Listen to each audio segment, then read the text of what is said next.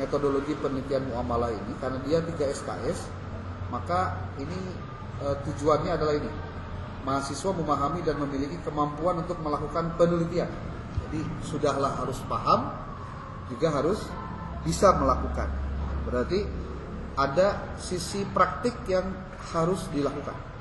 Prakteknya dilakukan. Seperti ini yang akan kita lakukan, walaupun ini mungkin untuk mata kuliah lain. Ini kita akan coba kalian untuk bisa melakukan hal-hal ini. Harus bisa publikasi. Jadi kita akan coba mulai riset kecil ya, riset kecil yang kalian dalam waktu kurang lebih 3 kali pertemuan ke depan itu sudah harus punya data. Dari data yang dimiliki harus diolah, dan dari diolah itu harus ditulis laporannya. Dari ditulis laporannya harus dipublikasikan dalam bentuk karya. Nanti kita akan coba jelaskan kenapa harus begitu. Ya, kenapa harus begitu. Kita bisa ambil contoh. Cara pertamanya adalah, coba lihat ini. Ini materi yang sifatnya dasar ya. Pengertian metodologi penelitian muamalah, tujuannya apa. Kemudian ada nih penelitian terhadap kaidah-kaidah fikih muamalah, pemikiran klasik dalam fikih muamalah, pemikiran kontemporer dalam fikih muamalah, kemudian praktik ketatanegaraan di dunia Islam. Ini 4 hal ini bisa kita kaji secara masing-masing. Maksudnya kalian bisa bahas sendiri. Jadi tidak harus dijelaskan di kelas. Nanti tinggal kalian sendiri yang cerita apa yang kalian temukan dari bacaan-bacaan terkait dengan materi-materi ini. Kemudian materi 7 sampai dengan 11 ini bicara tentang metode penelitian kualitatif dalam penelitian muamalah. Di sini ada studi kasus, ada analisis isi, ada grounded theory, ada analisis data sekunder, ada survei. Ini akan dipraktekkan. Jadi kalian yang praktek. Gimana caranya? Nanti dikasih tahu. Bagaimana cara melakukan penelitian studi kasus? Rata-rata kalian ketika kemarin bikin proposal itu isinya menggunakan metode studi kasus. Cirinya, pertama ada tempatnya. 2, kasusnya unik. Walaupun unik kan menurut kalian, belum tentu unik berdasarkan metode penelitian. Kenapa? Karena pemilihan judulnya baru sebatas apa yang diinginkan, belum pada apa yang memang dibutuhkan untuk diteliti. Kang abdi mah hayang ieu jadi nanti lain penelitian teh butuh penelitian ini. Nah, tentu ini akan bersangkutan dengan persoalan-persoalan tadi. Ada grounded theory. Ini pada akhirnya grounded theory itu menghasilkan teori, mengkaji teori juga. Lalu ada analisis data sekunder. Biasanya menggunakan artikel jurnal. Nanti bentuknya systematic literature review atau SLR atau literatur review secara sistematis. Caranya gimana? Gampang, sama dengan dulu menggunakan Fast Viewer, sama menggunakan juga Publish or Perish. Tapi nanti dianalisisnya dengan menggunakan pendekatan lain, seperti menggunakan pendekatan Prisma. Kumaha teh lila deui kudu dibaca memang. Contoh-contohnya banyak. Ya. Kemudian survei. Nah, kalau survei itu bisa kuantitatif. Kalau survei kuantitatif itu ada angket yang dipakai, kemudian nanti digunakan dalam rangka mencari data di lapangan. Karena kalau muamalah itu banyak sekali. Seperti contoh, bagaimana persepsi orang menabung di bank syariah, kaitan masalah dengan aspek bunga ataupun juga pajak ya, atau potongan yang ada di dalamnya. Apakah benar-benar ada bank yang syariah, atau memang hanya namanya syariah tapi isi nama itu syariah. Dan itu kaitan dengan muamalah juga. Seperti yang pernah bilang beberapa waktu lalu, fenomena munculnya gadai di kita Pusat Gadai, Indo Gadai, Jago Gadai, wow, gadai-gadai hukum. Yang digadaikan apa sih? Laptop, handphone, apalagi kamera, terus BPKB, BPKB-nya motor, BPKB mobil, dan itu menjamur di mana-mana. Kenapa itu terjadi? Jangan-jangan bangsa Indonesia lagi sulit-sulitnya cari dapat duit. Yang dia punya barang, udah digadein aja, yang penting dapat uang. Ngeri itu kalau sudah begitu. Dan itu bisa disurvei, ya, survei. Lalu pembahasan metodologi penelitiannya ada tentang bagaimana perumusan kerangka teoretik dalam penelitian muamalah.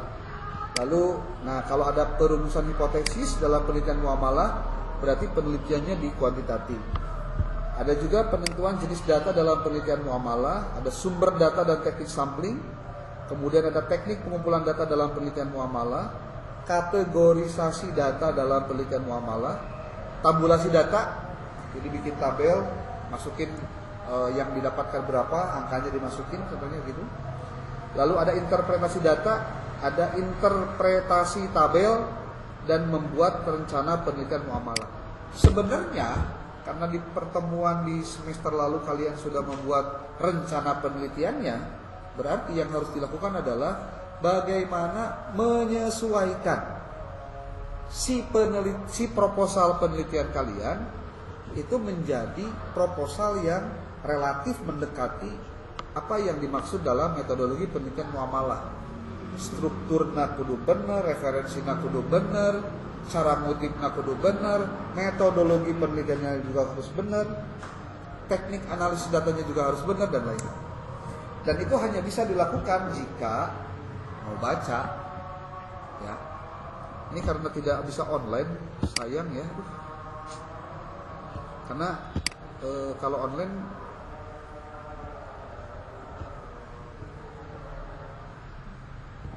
ya, nantilah mungkin di minggu depan lah di online kan supaya bisa maksimal cara mendapatkan materinya.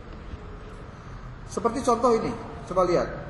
Di dalam buku pedoman yang dibuat oleh kampus, di situ disebutkan bahwa materi tentang penelitian di Al-Masturiah, waktu itu masih STI, sekarang sudah institut, itu dibagi menjadi 3 klaster.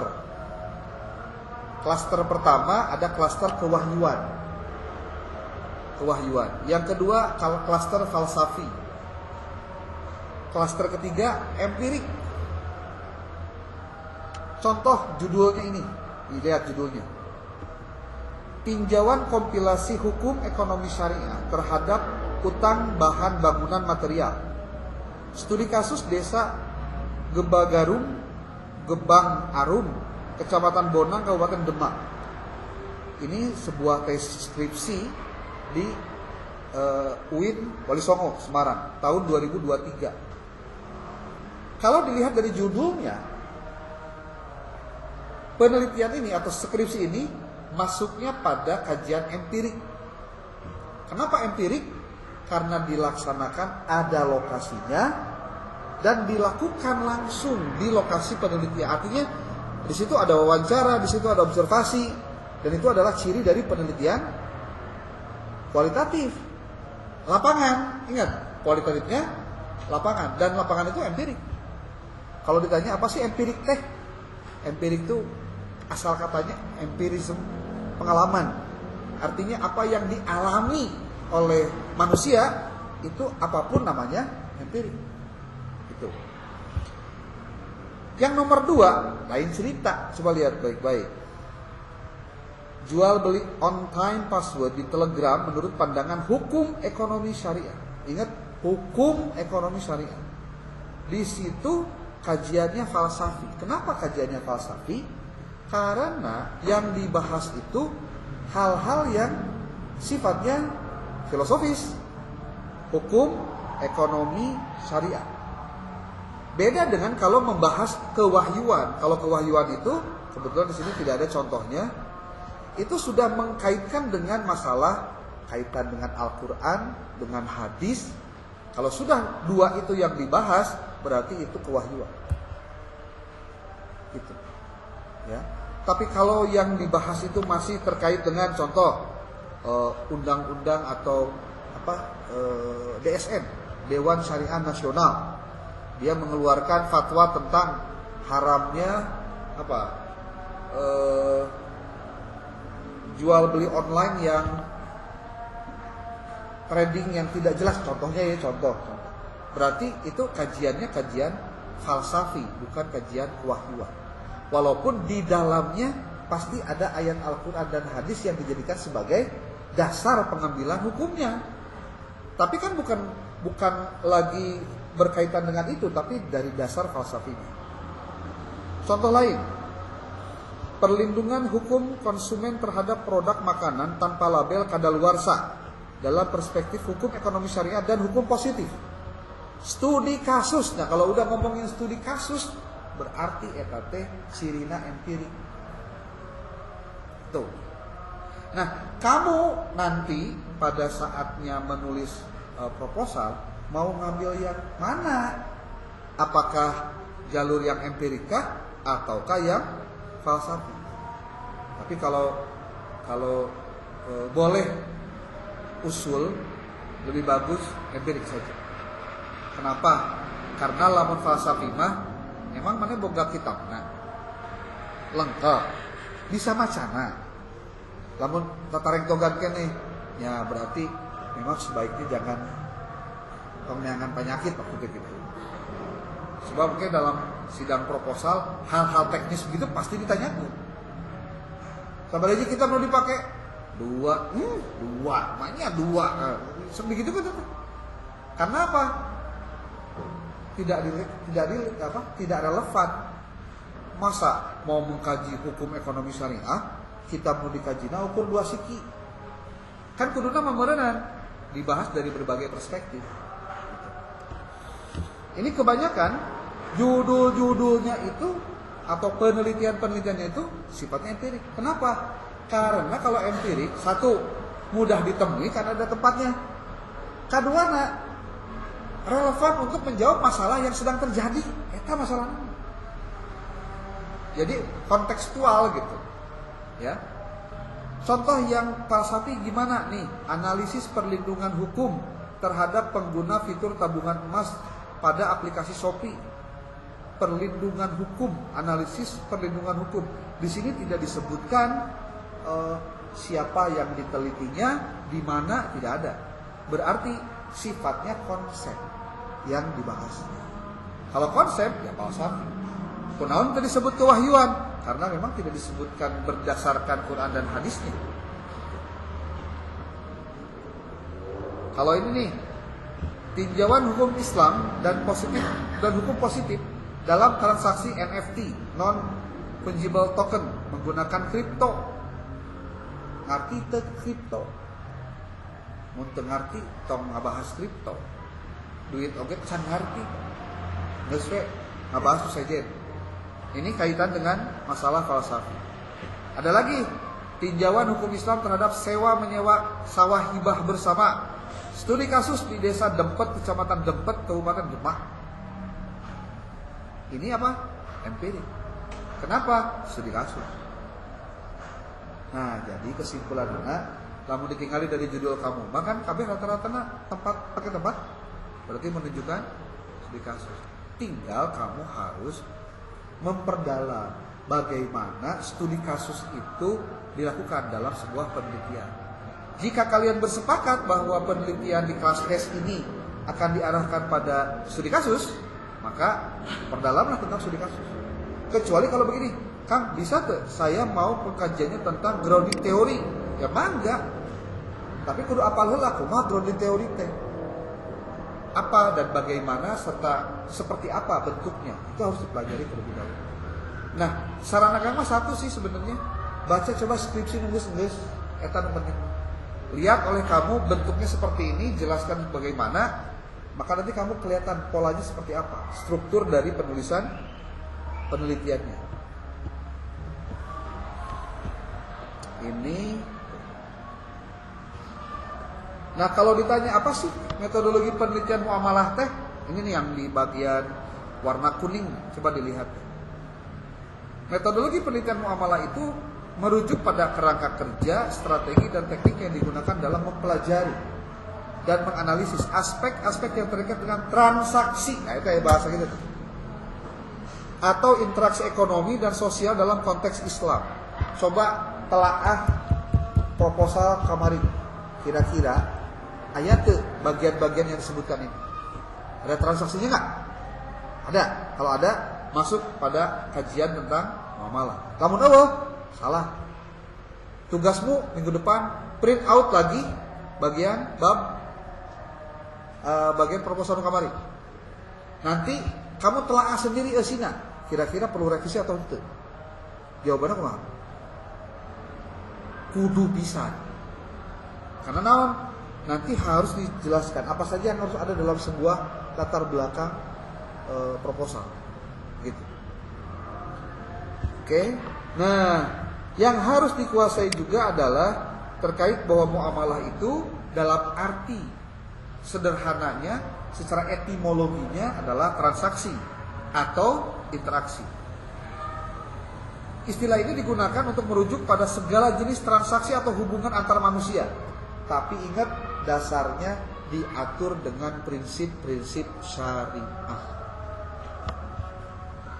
Kalau sudah masuk ke pengertiannya, di sini ada nih fokus dalam metodologi penelitian muamalah non wae. Ini nih penjelasan.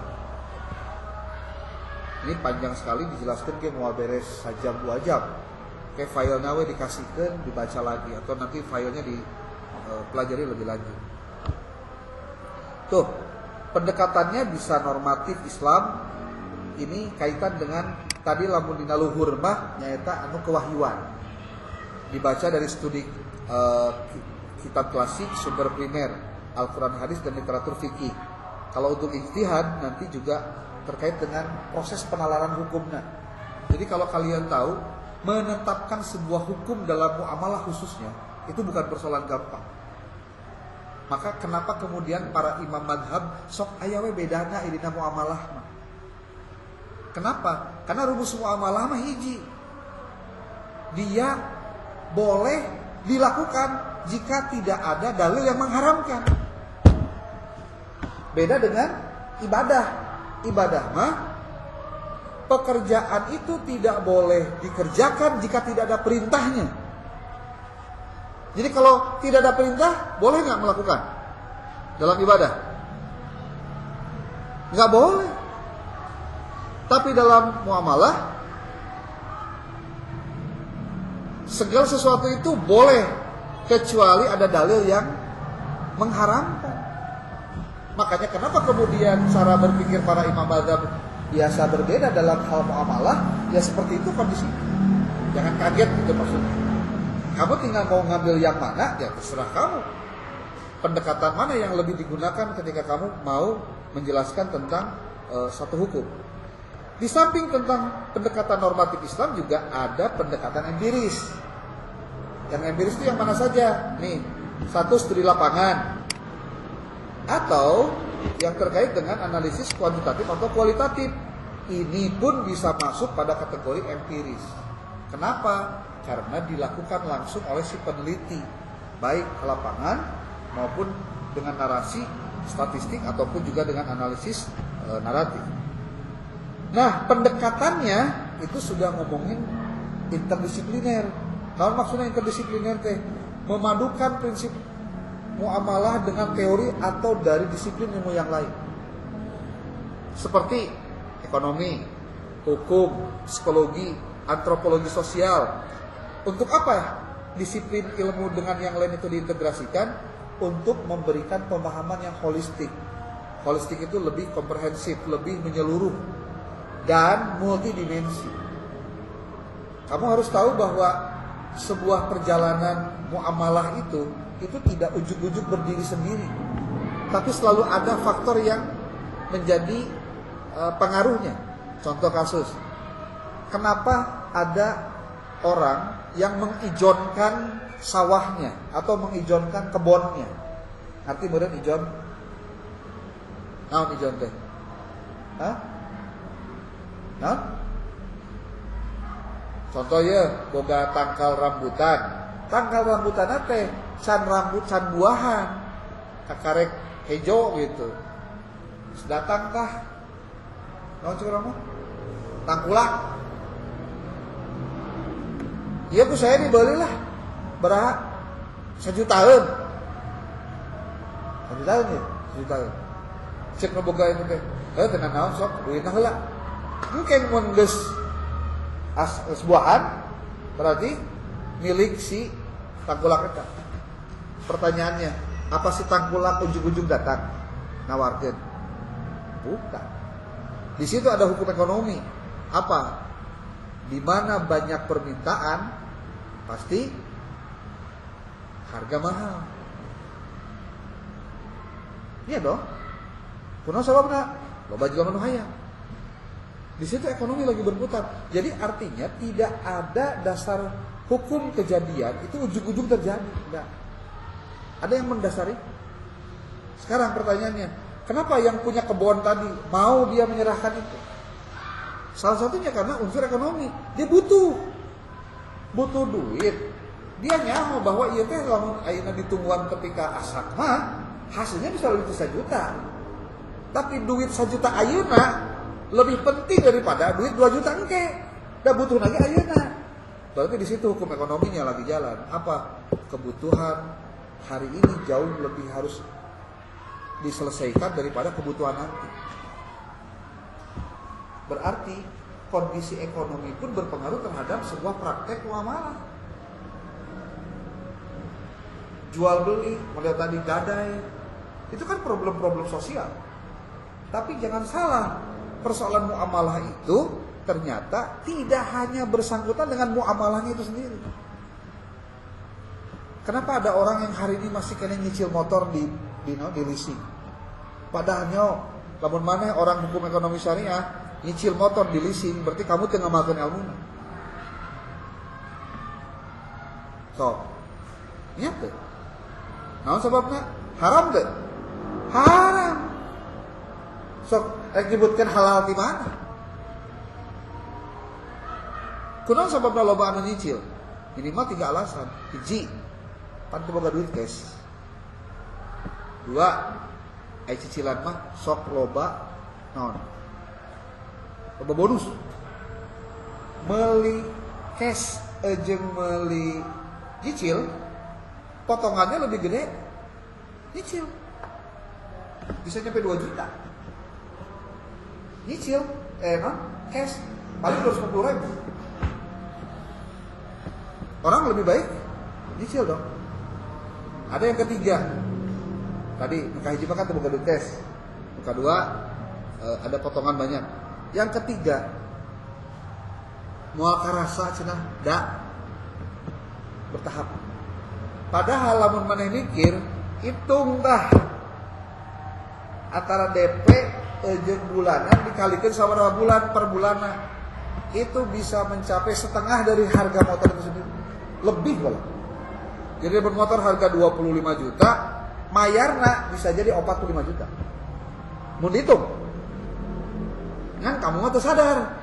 Penting mah mayar tiap bulannya gampang lah 500.000 mah. Bodoh. Ternyata praktek itu muncul karena apa? Ya banyak. Salah satunya kebutuhan, gaya hidup. Orang menyediakan apa? Fasilitas. Apa yang terjadi? Orang melanggar hukum ekonomi syariah. Hukum muamalah.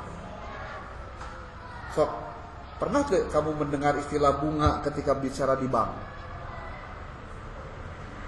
Enggak. Sorry. Apakah kamu pernah mendengar istilah riba ketika ngomong di bank? Enggak. Terus ngaranna ge riba mah ngaranna ge bunga, dividen, selisih, silpa, ngaranna teh geus macem-macem. Riba ya wah.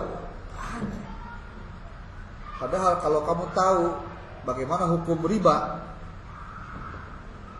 cek dina hadis ya. Cek ke hadisnya. Api neraka, apina can nempel karena suku, tapi kepalana ngagolotrok. Kumaha? Bahkan dina hadis oge disebutkeun sarua jeung menzinahi indung sorangan kumaha. Pertanyaanana,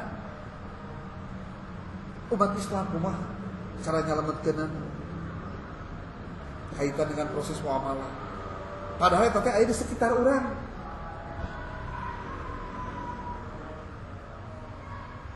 Pasti aya babacaan kieu. Oh, tuh lamun kitu wae mah urang moal bisa boga duit, moal menang duit, moal boga motor, moal boga mobil, moal boga imah. Tak.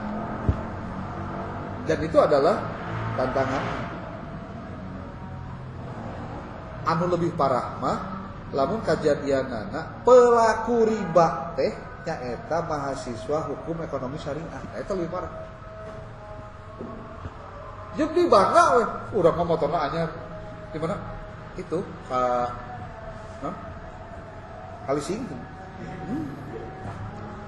Gablek motor menang nganjuk bangga, padahal melihatkan dari riba. Sok arek ngomong naon teu bisa. Tapi itu praktek yang terjadi. Itu tuh baru satu saja, baru satu. Banyak nggak praktek yang lain? Banyak. Dan mengerikan. Makanya muamalah teh kunaon sababna perlu dipelajari karena semua interaksi kita itu ada di situ semua. Kamu bisa diceritakan mah mengerikan. Bahkan kamu pernah tak mikir lamun dahar hayam di rumah makan. Eta hayam nu di dahar teh dipencitna pakai bismillah. Hayang aman kudu kumaha tuh? Lamun dahar hayam. Meuli hayam hirupna dipencit ku sorangan pakai bismillah karek digoreng, karek diasakan. Eta bener. Tapi aya oge babacaan ieu, nu penting mah di bismillahan we da pasti bisa wae atuh. Manya kudu tatanya pika kitu-kituna. Makanya kalau kamu lihat kunaon punten ya, para kiai baheula itu doa nate sedet, aktivitasnya luar biasa, berbeda dengan nu ayeuna-ayeuna lah kontemporer. Karena yang dijaga apa? Ya, makanan dijaga, teu jelas halal jeung haram teh daekeun tidak. Tong boroning nu haram nu subhat oge dijauhan. Makanya jangan heran, ada bedanya loh. Ya. Oke, materi ini akan sampaikan mungkin di hari besok di grup nanti. Termasuk apa tugas-tugas kalian selama mata kuliah ini. Nu paling penting nama hiji we. Satu, print out dulu proposal yang kemarin. Yang kedua, kalian minggu depan bawa laptop. Terus tingalikeun artikel yang dijadikan sebagai kutipan dalam naskah kalian. Termasuk skripsi yang dipakai untuk referensinya. Minimal total referensinya di angka 20 artikel, 10 buah skripsi, jadi 30. Itu untuk bahan buat bikin proposal. Jadi proposal lama geus di akhir kan ya. Tapi orang perbaiki kira-kira kudu kumaha langkah-langkahnya. Termasuk materi-materinya, termasuk bagaimana cara menyusun proposal yang benar. Bagaimana menyusun sehingga si proposal teh strukturnya jadi enakeun. Termasuk menggunakan reference manager, Mendeley ataupun juga Zotero. Jadi minggu hareup bawa naon? Bawa laptop. Dicolokeun seorang-seorang yang ningali. Gawena aya hanteu di sieuhan. Oke, ada pertanyaan?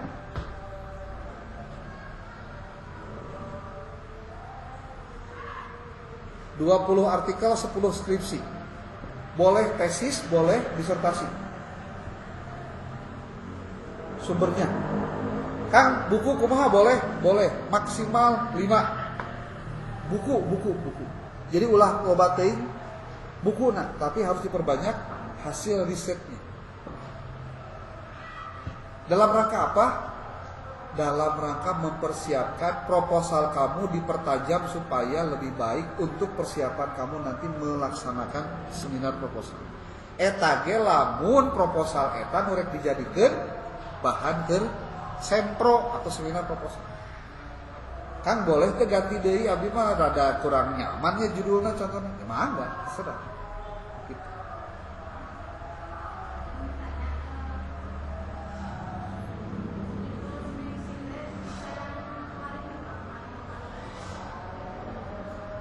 Iya itu. Iya. Judul proposal kamu itu adalah judul yang kemarin diajukan waktu UAS. Adapun contoh kamu sudah melakukan pencarian file dari menggunakan tabel anotasi, ya lebih bagus, memang itu maksudnya.